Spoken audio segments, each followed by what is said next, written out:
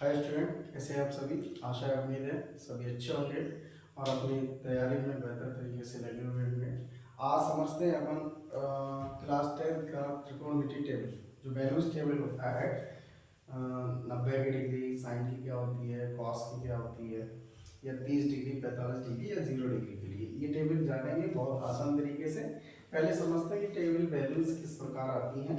आइए, सबसे पहले क्या करना है आपके लिए, साइन की वैल्यूज के लिए क्या करना है। इसके लिए साइन की वैल्यूज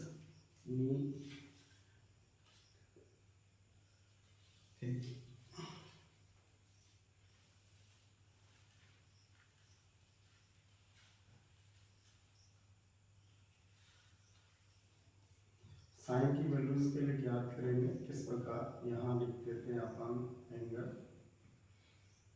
और यहाँ लिख देंगे, ठीक है।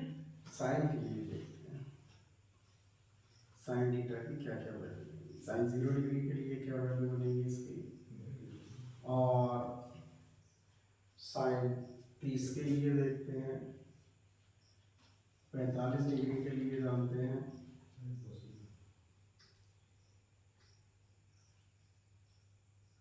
इधर 60 डिग्री के लिए और 90 डिग्री के लिए। वैल्यूज देखेंगे किस प्रकार निकल के आती हैं।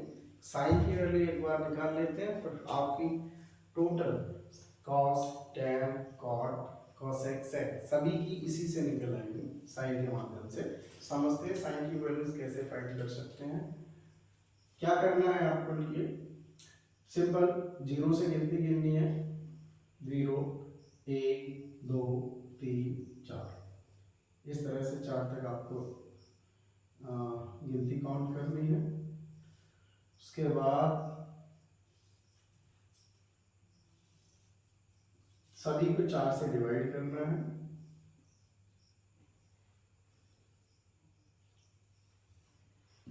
और इन सभी संख्याओं का वर्गमूल लिख देना है, और बस फाइनली आपके पास क्या प्राप्त हो जाएगी, साइन की वैल्यूज प्राप्त हो जाएंगी। क्या करना है, 0 से 4 तक वैल्यूज काउंट करनी है, सभी नंबर्स के लिए 4 से डिवाइड करना है, उसके बाद उनका वर्गमूल ज्ञात कर लेना है।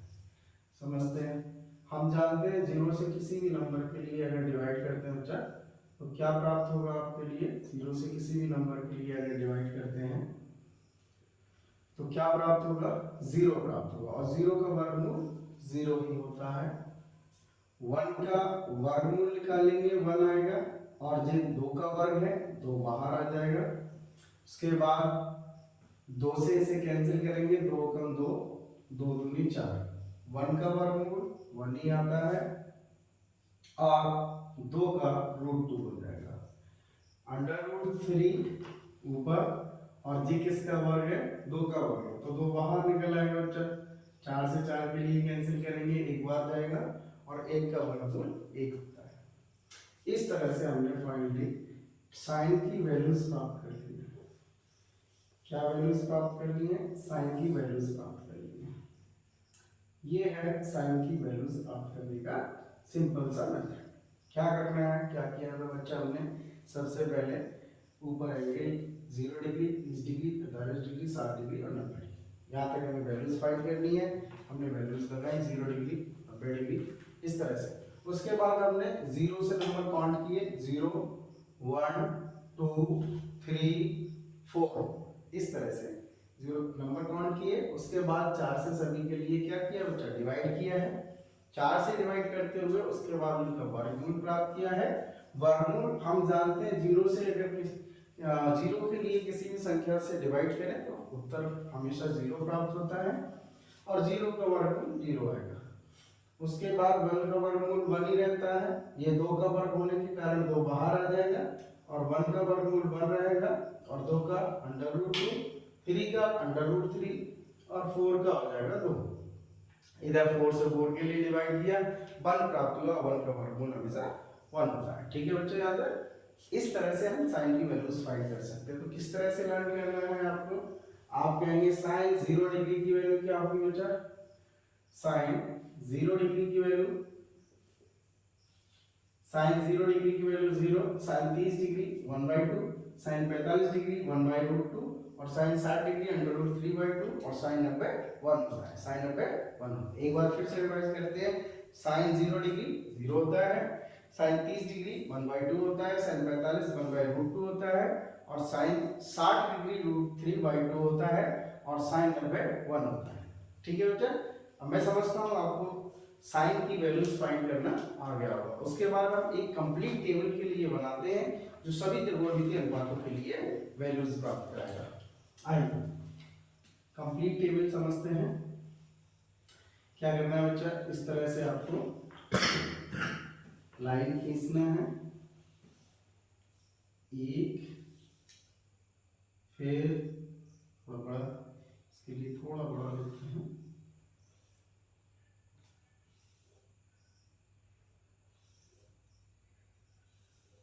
और यहाँ हुई इस प्रकार से, यहाँ क्या लिखना है बच्चा, एंगल लिखना है आपको, एंगल यानी कोण, और यहाँ रेशियोज लिखना है। क्या लिखना है, रेशियोज। ठीक है बच्चा, यहाँ क्या हो जाएगा 0 डिग्री, यहाँ पर 30 डिग्री, फिर 45 डिग्री, फिर 60 डिग्री और आगे तक हम जाएंगे।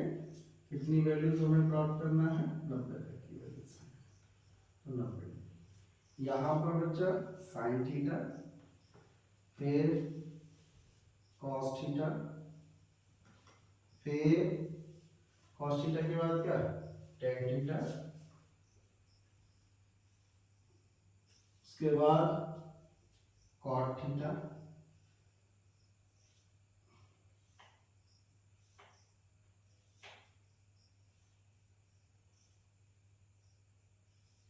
कॉट के बाद क्या लेना है, कॉट के बाद बच्चा सेक थीटा, और सेक थीटा के बाद अपन के पास क्या आएगा, तो थोड़ी जगह कम पड़ रही है, हो जाएगा इतने में, कॉसेक थीटा, कॉसेक थीटा। चलो वैल्यूज लिखते हैं, तो थोड़ा सा हमको लिखते हैं सामने,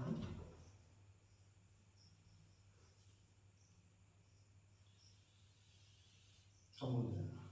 ठीक है बच्चा, आइए साइन की वैल्यूज मैंने आपको रिवाइज करा चुका हूँ, याद भी करा दी है। साइन 0 डिग्री 0 होता है, साइन 30 डिग्री 1/2 होता है और साइन 45 1/2 होता है, साइन 60 √3/2 होता है और साइन 90 1 होता है। अभी अभी हमने निकाली है, सीखा है किस प्रकार से हम वैल्यूज फाइंड करते हैं साइन की। उसके बाद साइन की वैल्यूज अगर याद है बच्चा तो आप पूरी टेबल सेल्फ बना सकते हैं। जरा देखिए, साइन 0 डिग्री रखना है बच्चा, 0 रखना है, साइन 30 1/2 होता है और साइन 45 √1/2 होता है और साइन 60 √3/2 होता है और साइन 90 1 होता है। इसके बाद आपको पीछे से कॉस की वैल्यूज अगर लिखना है तो पीछे से उठा के रखेंगे 1 √3/2 और इधर 1/√2, इधर इसके लिए ले जाएंगे 1/2 और इधर इसे पहुंचा देंगे। तो इस तरह से आप कॉस की वैल्यू फाइंड कर सकते हैं। साइन की वैल्यू को जस्ट अपोजिट करके लिख देना, इधर से उठाना 1, इधर से ये, इधर से ये, इधर से ये और इस तरह से। उसके बाद हम tan की वैल्यूज के लिए फाइंड करते हैं। तो बच्चा हमारे लिए एक सूत्र पता होना चाहिए, हम जानते हैं कि tan theta is equal to होता है sin theta upon cos theta, sin theta upon cos theta. अगर हम tan थीटा की वैल्यूज फाइंड करना चाहते हैं तो हमारे लिए sin थीटा और cos थीटा की वैल्यूज प्राप्त होना चाहिए। तो हमने sin थीटा और cos थीटा की वैल्यूज प्राप्त कर ली। उसके बाद ये क्या बताना चाह रहे हैं कि sin थीटा की वैल्यूज के लिए cos थीटा की वैल्यूज से डिवाइड करना है और हमें फाइनली किसका वैल्यू प्राप्त होगा, tan का प्राप्त होगा। आइए समझते हैं, tan की वैल्यू प्राप्त करते हैं। जीरो में किसी भी नंबर से अगर आप डिवाइड करते हैं तो आपको पता है क्या आता है बच्चों, 0 आता है। इधर इसको इससे डिवाइड करेंगे, √2 से √2 कैंसिल, 1 ऊपर और √3 नीचे बचेगा। सेम संख्या को सेम संख्या से डिवाइड करते हैं तो 1 बचता है, 2 से 2 जाएगा, √3 बचेगा। बच्चा 0 से किसी भी संख्या के लिए डिवाइड करते हैं तो इनफाइनाइट आता है। क्या आता है? इनफाइनाइट। क्योंकि हम जानते हैं कि 1 जो है 0 से बड़ी क्वांटिटी है और 0 से 1 में भाग लग सकता है, लेकिन हम ये नहीं जानते कि 0 से कितनी बार इसमें भाग लगेगा। तो अनडिटरमिनेट, इसको हम इनफाइनाइट बोल देते हैं, अपरिभाषित। क्या बोल देते हैं? इनफाइनाइट। ये क्या है? इनफाइनाइट। ये इनफाइनाइट वैल्यूज है, यानी अपरिभाषित। क्या है बच्चा? अपरिभाषित वैल्यूज है। क्या बोलते हैं इसे? अपरिभाषित। अपरिभाषित यानी इनफाइनाइट। उसके बाद बच्चा हम किसकी वैल्यू निकालेंगे? कॉट।